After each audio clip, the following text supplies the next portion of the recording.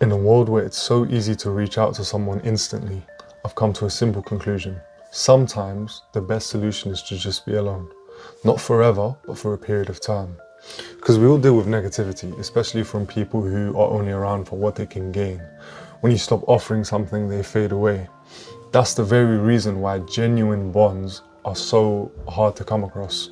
If people can't get something from you, they usually don't want anything to do with you. You might have friends or be in a friendship group where the environment is just nasty. They like to pick on you. When you're with them, it doesn't feel like 6 people talking, it just feels like 5 and then 1. And that one other person is you. You don't feel like an equal. Instead, it feels like everyone's talking while you're just there. And the saddest thing is those people in those groups just take it and don't say anything because they'd rather be tormented than be lonely, than stand up for themselves. It's sad, right? I know loneliness is a terrible feeling because we as humans, we're wired for connection. At a fundamental level, we crave community. Loneliness is painful. It's one of the strongest predictors for depression. That is how emotionally draining it is, and it would lead to more severe things after that. But I want you to understand, you can be alone without feeling lonely, and not everyone who's lonely is alone. And that's the worst thing, when you have a group of friends around you and you still feel lonely. That's the key. You can enjoy your own company, and you should enjoy your own company, because without a doubt, you're the one person who's always going to look out for you, no matter what. These friendships you're pouring energy into, they're like watering dead plants. You could be directing that energy elsewhere. Taking time alone can help you recognize this. If you stop reaching out to people, who's going to reach out to you? Who would still check in?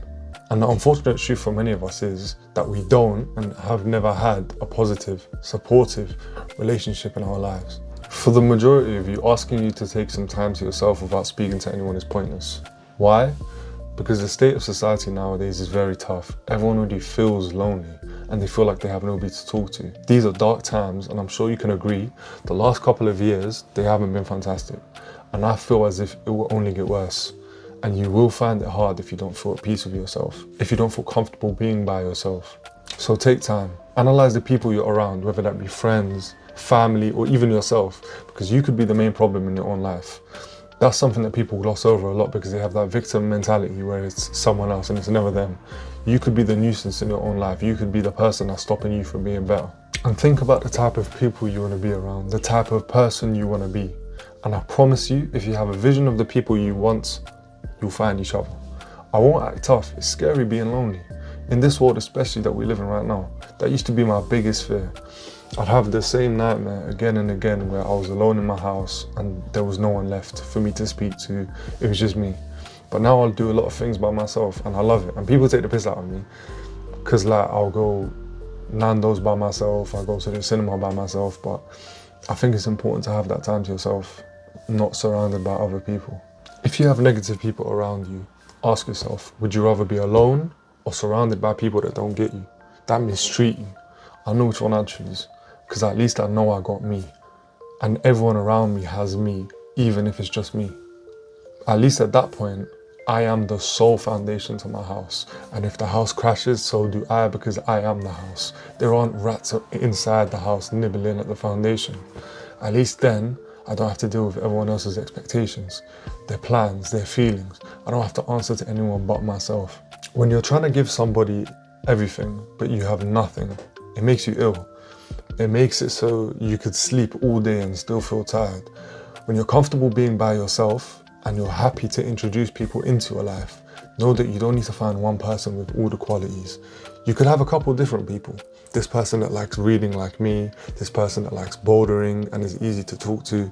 Find your people, and soon enough you'll have 3 or 4 in your close circle, then more people in the outer circle, and then another group outside of that. I know a lot of people, but I'm not friends with a lot of people. I don't trust them with the deep things about myself, but I trust them to be them. And they're not the type of people I want to be close with. If you disagree, that's completely fine. You're entitled to your own perspective, but let me ask you this, especially to those of you that are constantly searching for a partner or a close friend.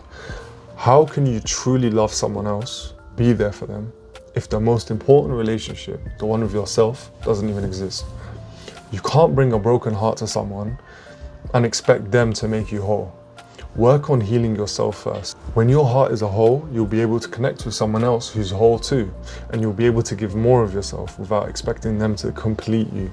So when I see people in relationships and when my friends start making plans to get married, I genuinely wish them all the love and success in the world. But I don't feel envious because I know I'm not yet ready to give myself, not truly.